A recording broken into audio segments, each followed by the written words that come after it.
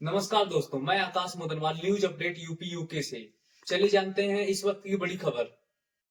सेवानिवृत्त कर्मचारियों को अस्पताल में दी गई विदाई, स्वास्थ्य अधीक्षक और कर्मचारियों की आंखें हुई नम।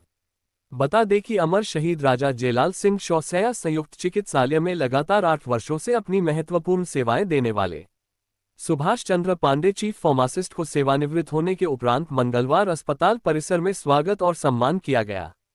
उपस्थित सभी संवर्गों के स्टाफ द्वारा चीफ फार्मासिस्ट सुभाष चंद्र पांडे को माल्यार्पण व अंग वस्त्र तथा रामचरितमानस देकर उनकी विदाई की गई। इस दौरान सभी लोगों के आंखों में आंसू आ गए। मूल रूप से बस्ती के रहने वाले सुभाष चंद्र पांडे की पहली पोस्टिंग उत्तराखंड अल्मोड़ा तथा संत कबीर नगर, बलिया जैसे शहरों में अपनी महत्वपूर्ण सेवाएं देते रहे।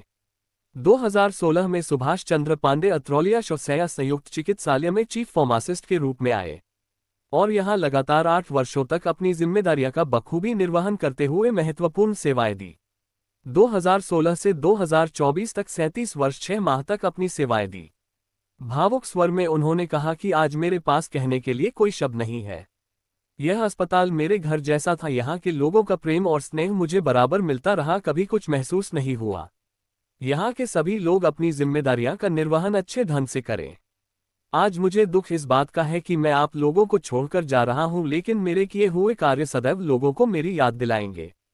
वहीं श्रीनिवास आनंद का प्रमोशन के दौरान बलिया स्थानांतरण होने पर उन्हें भी माल्यार्पण कर स्वागत किया गया और लोगों ने धन्यवाद ज्ञापित किया।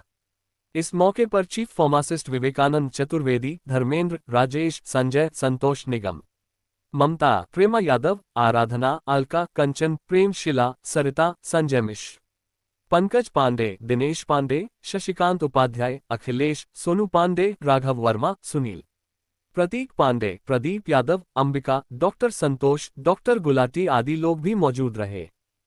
पहले हम आपका परिचय जानेंगे, क्या नाम है आपका और आप स्वास्थ्य विभाग में कब से ज्वाइनिंग हुए थे, इसके बारे में बताइए। हम सुभाष चंद्र पांडे।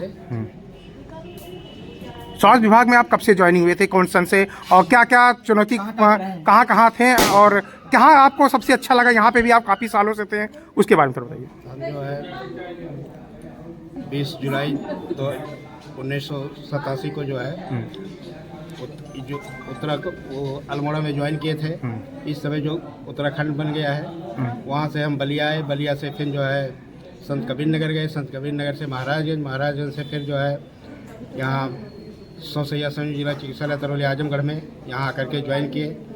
उसके बाद यहाँ हमारा कार्यकाल जो है बहुत मतलब पूरे स्टाफ का बहुत सहयोग रहा, जिसके उन लोगों के सहयोग से जो है ये चिकित्सालय उस समय शुरुआत था, क्रियाशील हो रहा था। स्टाफ का सहयोग मिला और सबका सहयोग मिला, तो ये हॉस्पिटल आज जो है पूरा अपने चरम सीमा पर पहुंच गया है। यही हम आप लगभग अत्रौलिया शौसैया में कई वर्ष तक थे? मुझे 8 साल हो गए यहाँ पर। 8 साल हो गए। एक तरीके से नवनिर्मित अस्पताल था, इस नींव थी, इसको आपने यहाँ तक पहुँचाया। कैसे कैसे कठिनाइयों का सामना करना पड़ा, इसके बारे में थोड़ा बताइए। कठिनाइयाँ तो काफ़ी सामने आई, क्योंकि शुरुआत था चिकित्सालय क्रियाशील करवाने में, लेकिन उस कठिनाइयों का जो है हम लोग जम करके मुकाबला किए। अपने स्टाफ परिवार का भी और जो सीएम साहब लोगों का सबका वो है बहुत सहयोग मिला। सबको मिलजुल करके जो है इस चिकित्सालय को चलाने में जो है सबका बहुत ही सहयोग मिला। 8 साल बहुत छोटी नहीं होता है, बहुत बड़ा होता है। एक परिवार बन गया था। आज आप सेवानिवृत्त हुए, सबकी आंखें नम हो गए थे, उसके बारे में बताइए थोड़ा सा। अब यहाँ क्या बताया जाए, जो है कितना पूरे चिकित्सालय परिवार की तरफ से मुझे जो है इतना वो मिल रहा है, सम्मान मिल रहा है, उसके लिए हम पूरे परिवार के लिए आभारी हूँ। अपने जूनियर को कुछ कहना चाहेंगे जो आपके? अपने जूनियर से यही कहेंगे, अपना जो काम होता है वो कल के लिए ना छोड़ें। जिस दिन वो काम मिलता है उसी दिन अपना काम को निपटावें, समय से चिकित्सालय में, उसके बाद जो है अपना काम निपटा करके फिर अपना दूसरा काम करें।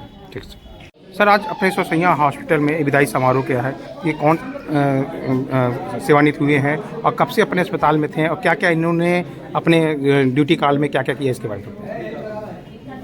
ये सेवा मतलब इस चिकित्सालय में स्थानांतरण के बारे में तो मैं नहीं कह सकता हूँ कब से कार्यरत हैं, लेकिन सबसे पहले हमारा चिकित्सालय संचालित हुआ था तब विनय तिवारी थे।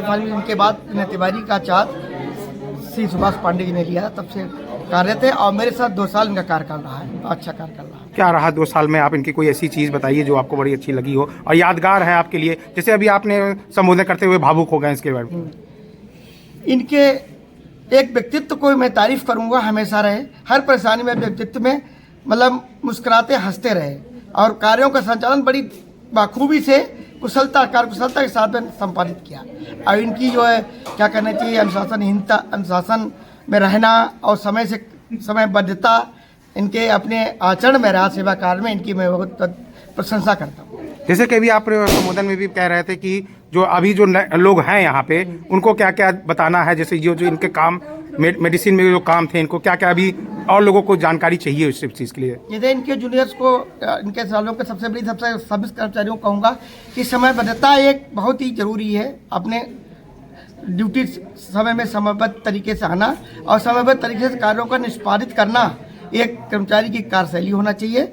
और कुछ समस्याएं कठिनाई आती, उनको अपने व्याख्याता से राय लेकर के, इस संस्था के प्रमुख से राय लेकर उनका तत्परता से संपादन करना चाहिए, मैं कहूँगा। और बाकी जो वित्तीय मामलों में इनसे हमेशा राय लेकर काम करना चाहिए और हमारे जितने जूनियर वो भी अपने इनसे सीखें, जाने वित्तीय मामलों में। आज आपके अस्पताल में एक फार्मेसिस्ट रिटायर हो रहे हैं, अभी मैं देख रहा हूँ कि आप भावुक हो गए थे, रोने लग गए थे।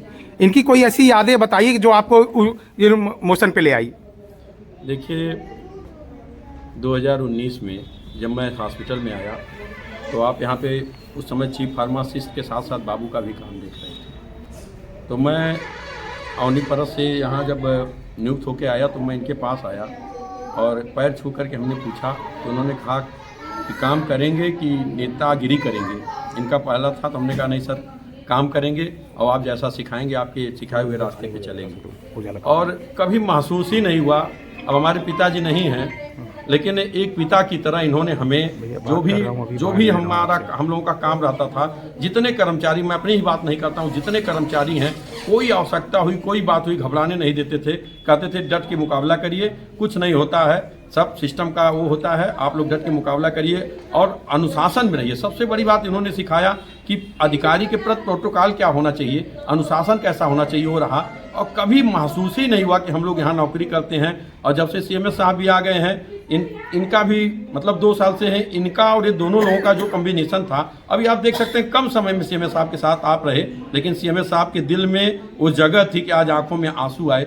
मैं तो अपने आप को रोक नहीं पा रहा हूँ। ये 1 हफ्ते से मुझे टेंशन हो रहे थे। मैं सर से बात भी किया एक बार फ़ोन से, तो हमने कहा सर बहुत ही हम लोगों का एक क्या बताऊँ नायाब हीरा हमारे अस्पताल से, कि उन्होंने कहा ये पद्धति है मिश्रा जी, चलती रहेगी, शुभकामनाएं दीजिए। और बस मैं क्या कहूँ, बहुत कुछ अस्पताल का अभाव होगा। अब देखिए उस अभाव को कौन पूरा करता है, कौन कैसे क्या करता है, ये तो बहुत बहुत धन्यवाद। इस खबर के प्रायोजक है गोल्डन बेकर्स एंड डेयरी, जिनका पता है main market Atraulia Azamgarh. Note हमारे यहाँ ice cream, birthday cake, pastry, patties, नमकीन, बिस्कुट, दूध, दही, घी आदि सभी सामान उपलब्ध हैं तथा ऑर्डर देने पर मटर पनीर भी मिलता है।